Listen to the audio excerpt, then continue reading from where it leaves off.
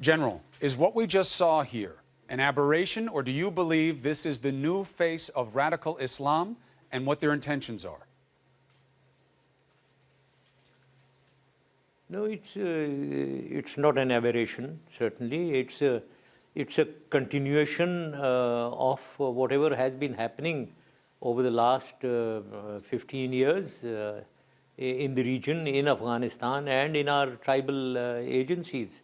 It's a continuation of that, and maybe because of lack of resolve from the government side here, they have got strengthened. The terrorists have got more encouraged and more strengthened.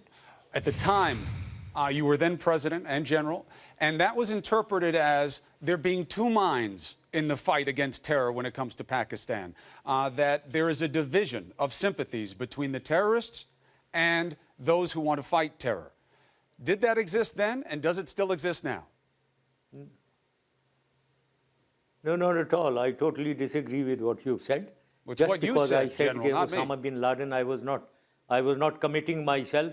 I was not committing myself to hand over Osama to United States. Doesn't mean that I'm in two minds. We have to deal with him. We have our own honor and dignity. We have our own environment to cover. If we don't want to give Osama bin Laden to United States, that doesn't mean that we are pro-terrorism. Absolutely wrong. We are fighting terrorism. We will deal with Osama bin Laden as in the interest of Pakistan and not in the interest of United States. So how do you conclude from that we were double-minded on fighting terrorism? I'm sorry, I don't accept this argument. This is a complicated situation here. Unfortunately, you in the United States do not accept your own blunders that you have committed. I have said that whatever has happened here, whatever the reorganization, the regrouping of the Taliban occurred because of your failure in Afghanistan to convert a military victory into a political victory. And when I say political victory, to put a government in Afghanistan representative of the ethnic groups. And in that, the Pakhtuns being 50% of Afghanistan should have had the major share. You did not do that. So therefore, you alienated the entire Pakhtun community, and therefore Taliban came into being again. They rose again, they reorganized themselves and started fighting. So this blunder you should accept. But it's about where you go from here.